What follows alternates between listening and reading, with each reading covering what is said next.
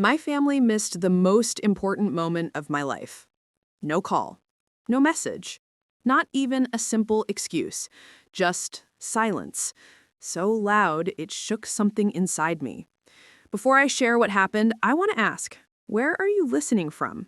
It helps to know that someone out there understands. When the news came out about my company's valuation and my name started appearing online, I didn't expect much. But then my phone lit up with a message from my father, short and formal. Family dinner at 8 p.m. Important discussion. I stared at the screen. Something shifted inside me. Not hope, not fear, something colder. I knew this wasn't about making amends.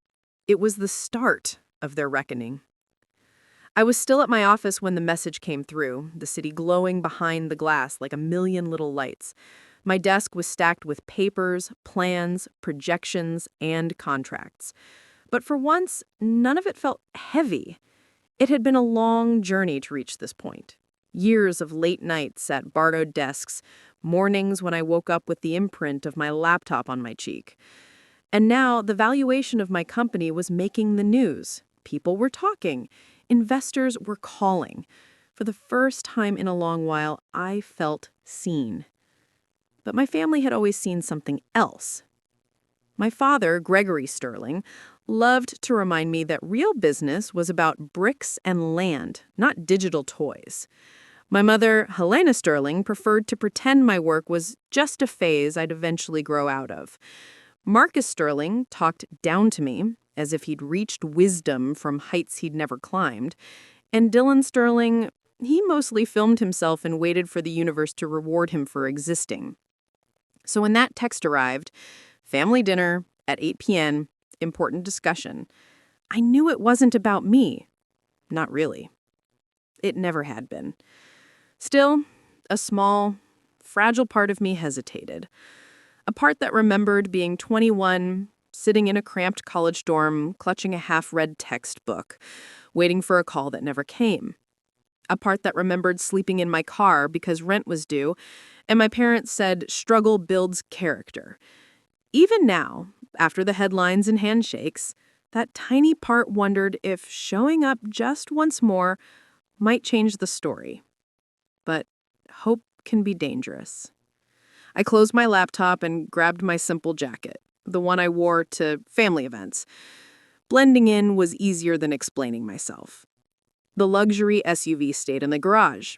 Instead, I took my old sedan with the worn steering wheel and stubborn AC, the one they recognized. Appearing humble keeps people predictable. Predictable people make mistakes. On the drive to Crestwood Country Club, memories kept coming back. Missed graduations, half-hearted holidays, the way their attention always drifted to whoever shone brightest at the moment, and how I had learned to shrink myself over time so their disappointment wouldn't feel so big. But tonight felt different. Tonight, I wasn't walking in hoping to be noticed. I was walking in knowing exactly what they were. The country club sat on a small hill at the edge of the city, lights trying too hard to impress. I parked behind a row of perfect, expensive-looking cars. My sedan groaned as I shut the door. For a moment, I rested my hand on the roof to steady myself. This place had always felt neutral. Not tonight. Tonight it felt like a stage, and I already knew the script. The marble floor echoed with each step. The smell of citrus polish and old wealth reminded me of childhood events hovering on the edges of conversations I wasn't part of. A young valet nodded, glancing over my shoulder as if expecting someone more important. I kept walking. I heard their voices before I saw them. Laughter, too quick, too rehearsed, the kind that fills silence, not joy. When I entered, all eyes turned to me, caught mid-performance. My father was first, arms open wide. "Rose, finally," he said. My mother followed, kissing my cheek, then pulling back with a frown. "You look tired. Are you eating enough?" Marcus smirked, swirling his wine glass. Dylan barely looked up from his phone. I took my seat, one chair apart, as if that had been planned. Maybe it was. The conversation began with the usual family small talk, polished, surface level, like knives covered in velvet. They asked about my company, my busy schedule, all with a tone that said they were humoring me. I nodded politely, letting them perform their version of themselves. Then Marcus leaned back, eyes narrowing. "So, your name made the news today," he said, admiration mixed with calculation. "Yes, quite the attention grabber," my father added. "Must be exciting." Exciting the way someone says inconvenient. That's when it happened. The subtle shift in the room. The performance cracked. My mother exchanged a glance with Gregory. Victor Langford cleared his throat, smoothing his jacket like he was about to give a seminar. "I want to discuss something important with you tonight, Rose," my father said. Finally, the real reason I'd been summoned. The unraveling began. He didn't waste time. The room shifted. Warmth drained. Silence fell. Every face was turned to me. Hunger hidden beneath polite masks. I recognized that look, not from my family, but from investors who came to take, not build. Victor began in silk-wrapped tones. "As you know, the Sterling Motel Group has been facing some challenges." Gregory jumped in. "We're on the brink of something big. Full transformation, upgraded spa, new suites, proper event space, the works." I blinked. The flagship property was practically held together with duct tape. Marcus leaned forward, confidence dripping. "This could be legacy-defining, Rose, something your digital venture can't match." "Digital venture," I repeated. Cute. My mother touched my arm softly. "Honey, this is your chance to be part of the family's future, to give back. We carried you for so long. It feels right." All eyes were on me, waiting for the obedient, accommodating Rose they'd always known. Gregory leaned in, voice dropping to business tone. "We need a bridge loan, $1.5 million. You've got access to credit new connections, the status." "Status," he said, like it was a faucet I could turn on for them any time. Victor added, "We'll pay you back with interest once the construction financing hits. A chance to buy into the family empire." "Empire," I repeated. Almost laughed, but I didn't. I stayed calm, noticing the sweat forming on my father's forehead, Victor's restless hand on his glass, Marcus's forced smile. Dylan finally looked up, giving a fake nod. There was a time I would have folded under all this, when their approval felt like oxygen, when their neediness felt like love. Not anymore. I closed my napkin on the table, smoothing it deliberately. "You skipped the biggest moment of my life, but you're here for this." Silence pressed in like heat. Gregory's jaw tightened. "Don't be dramatic. This is about family." Family. The word landed like a stone. I met his eyes, calm. "I didn't come here to save an empire you already burned down." My mother gasped. Victor stiffened. Marcus' smile cracked. Inside me, something locked into place. Clarity. They thought they were cornering me. They were opening the door I needed. The room froze. Even the air seemed to hold its breath. Gregory leaned back. "So that's your stance? You're going to lecture us about sacrifice and commitment?" Marcus scoffed. "She gets a little attention online and suddenly thinks she's above the family." My mother dabbed her eyes. "Rose, we're trying to include you. Don't turn this into something ugly." Victor's polite mask slipped. $1.5 million is nothing compared to your valuation. It's strategic for all of us." "For all of us," I repeated slowly. "Tell me, Victor, when did you consider what was good for me? The year I asked Dad for help with the first rental lease? When I applied to my first accelerator and you called it a hobby?" He stiffened. "I was trying to guide you." "No," I replied softly but firmly. "You were trying to keep me in the box you built. I stopped fitting a long time ago." Gregory gripped his wineglass. We didn't come here to dig up old grievances. We came to build something lasting. Something lasting, I echoed.